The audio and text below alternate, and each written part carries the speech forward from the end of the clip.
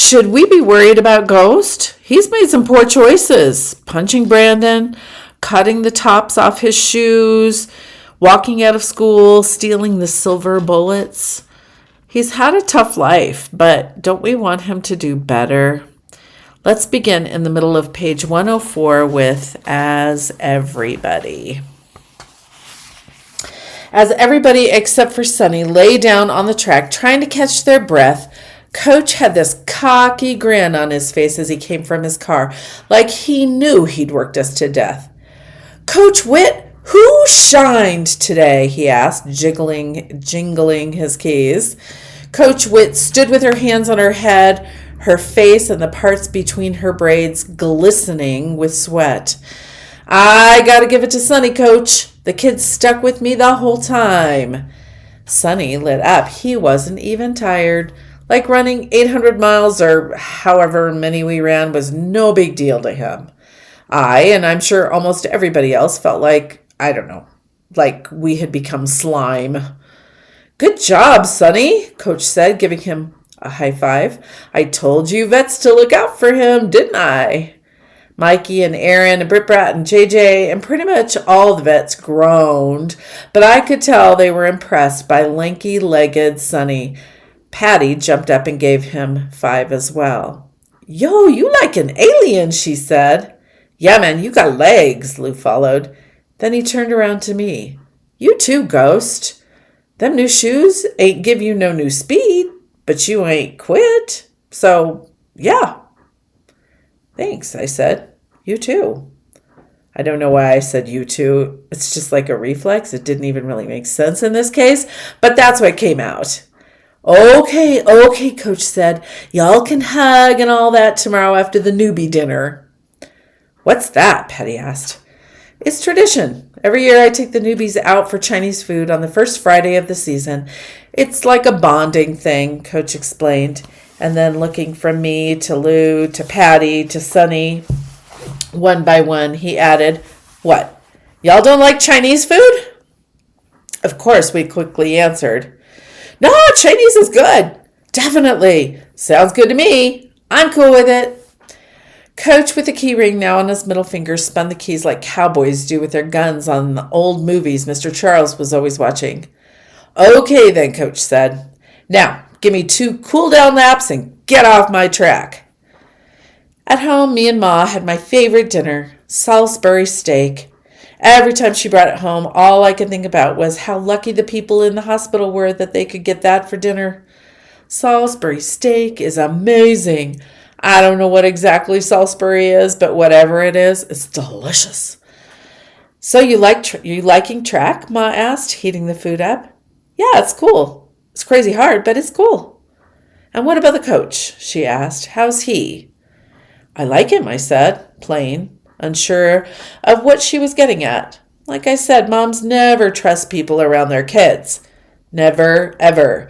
And Coach had just left after asking my mom if I could go to the newbie dinner, and she said I could, but the smell of Salisbury might have changed her mind just that quick. I don't know why it would have, but who really understands moms? "You know what?" she said, popping open the microwave when it dinged. She flashed a smile at me. "I like him too." Phew. The homework Ma was avoiding tonight was all about how to draw blood. They call it phlebotomy. And the movie of the night was Love Jones, which we've seen a bazillion times, but my ma loves it. It's about this photographer lady and this dude who writes poems, and they like each other, then they hate each other, then they love each other, and then it's over. Or something like that. I never really pay much attention. I just flip through my world records book and spout out different facts. You know, there's this dude named Tommy something. I couldn't pronounce his last name. He holds the world record for pulling the most nails out of a piece of wood with his teeth. My mother, sitting with the nursing textbook open on her lap, just shushed me and kept on watching. "And there's this other guy," I continued, even though I knew she didn't want to hear it. Most of the time, I just like to mess with her. "His name is Wim Hof." What a name, right? Yikes. Wim Hof. Anyway, He's got the record for the most amount of time spent in ice. In ice? My mother asked. Must have caught her on a boring part of the movie. Yep, in it. 1 hour and 53 minutes. People crazy, she said, shaking her head. Then she held her hand out in front of me to let me know the boring part of the movie was now over. It was time for her to resume fanning the tears back every 5 minutes. Blah, blah, blah. Hey, you ever heard of Usain Bolt? I asked her. He holds the record for being the fastest man. Cass, come on now, she begged. They're getting ready to fall in love again. You know this is my favorite part. I just shook my head and kept on flipping. The good thing was she didn't ask me about my new fancy shoes, but that's just because she didn't know about them. I changed them in Coach's cab on the way home from practice. Coach, on the other hand, definitely asked about them. Where'd you get them? That's all I want to know, Coach said. This came after he told me that he was proud of me for not quitting today. I told him that I had no idea why he loved to torture children so much. Do you grill all the kids on the team like this, or just me? I replied, snappy. Just you. He slapped my arm. I told him that my mother had gotten them for me as a way to encourage me to do the right thing and stay out of trouble. Just saying it turned my stomach, because here I was, a boy who was suspended for busting somebody in the face at school one day and skipped half the day the next because I was laughed at. Then I swiped shoes. I clearly wasn't staying out of trouble. Matter of fact, I was knee-deep in it. Oh, okay, Coach said, but I could tell he didn't believe me. I wouldn't have. He could probably see it on my face, especially since, just like him, I didn't have no hair on it to disguise it either. And honestly, yes, honestly, I couldn't even believe that I had just lied like that. I wasn't really the lying type. But I also wasn't the stealing type until a few hours earlier. Altercations. Chapter 7. World record for the best Friday ever after the worst Wednesday and Thursday. Friday means two things. The first thing is that it's the last day before I can take 2 days off of school. I like to think of it as a non-altercation suspension. Plus, the weekend was when me and Ma actually did stuff and not just watch movies and avoid homework, because she didn't work on weekends and took early morning online nursing classes to get them out of the way. And when she was done, we would clean the house. I was in charge of the living room. Ma would give me her version of a haircut. She always got most of it even. Then give herself one.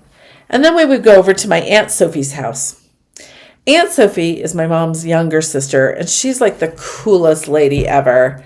She has a tattoo on her arm that says Sweetie Pie that I never asked about but always stared at just because I can't wait to get one. But mine ain't going to say nothing like that. Mine is going to say World's Greatest or, of course, Ghost. Anyway, on the weekends, Aunt Sophie and my mom sit around and play cards and crack jokes and eat corn chips with cheese dip and drink beer. And sometimes they let me and King, Aunt Sophie's son, sit with them and play. Yes, we can play. Me and King learned how to play spades and tonk when we were real young. It's a thing in our family, a serious thing. And yes, his real name is King. I think the sisters just wanted to give us royal names. So yeah, all I had to do was get through Friday without any problems, and I was good to go for the weekend. The other thing about Friday, which I didn't know until Thursday, is that Coach gives everybody the day off. No practice. And then, of course, since this was the first Friday of the season, Coach was taking the newbies out for dinner. After 2 half days of school, which technically equals 1 full day, I'm happy to say that school went pretty smooth on Friday. Brandon Simmons was back, and even though I had on my regular dusty butt shoes, the fancy ones were for track only, Brandon didn't have too much to say to me. I saw him just before first period, and he walked right past me and Dre. I saw some other kids snickering at him as he passed, but I told them all to chill. I don't know why, because he totally deserved to be roasted, but I guess I kind of felt bad for the dude. I've been there. I can't believe you're giving this clown a pass, Dre said. It was almost like he had a year's worth of laughs stored up, waiting to unload them on Brandon. Everybody did, but I just couldn't let it happen. Funny thing was, when I saw Shamika in Mr. Hollow's class, she apologized to me about everything that went on in class the day before. And that, my friends, is what they call karma. Plus, like I said, she was a cool girl anyway. At lunch, she even sat with me, Red, and Dre and told us every story about times she cut things just because she was feeling a little guilty. There was one time I cut my hair. Man, that was crazy. Just straight up started hacking it off like a maniac just because it was hot and my hair was on my neck, she said first, just before taking a bite of her burger. Then, in the middle of chewing, she continued, and another time, I cut a pair of jeans into shorts while I still had them on. That was not smart. Still got the scars on my legs. And then she erupted into laughter, just like she did in class. But this time, she was the butt of her own joke. And even though me, Dre, and Red didn't really find it that funny, we couldn't help but laugh too because, well, that's what her laugh makes you do. Before I knew it, school was over, and I went on my usual walk home. I mean, Coach wasn't coming until later, so I figured there was no rush. So I went to Mr. Charles's store. Let me guess. Sunflower seeds, Mr. Charles said. He turned the little TV down as usual. Let me guess. $1, I said, slapping my money on the counter. I grabbed the bag. You okay, son? Mr. Charles asked. Yeah, why? Oh, you know, all that stuff that happened yesterday with you being teased and then you came here and He stopped short. I was starting to feel a little annoyed that he even brought it up because I was definitely trying to forget about it all, especially that last part, the stockroom part. Talk about weird. Not that I hadn't thought about it. I mean, how could I not? But every time my father's face or the sound of his angry voice or the sound of a gun cocking popped into my mind, I would just shake it out of my head by thinking about my bullets, the silver bullets. But you just can't be mad at an old James Brown-faced man like Mr. Charles. You just can't. Yeah, man, I assured him. I'm cool. I'm actually in a good mood. Oh, yeah? He asked. I used my teeth to rip open the corner of the bag. Yep. Got a dinner thing I'm going to tonight. For my track team, I said, all proud. Track team, Mr. Charles asked, now turning the TV down even more. You're on a track team, Castle? Yes, sir, I started to say, but it's hard to try to talk and get a seed out of the shell at the same time.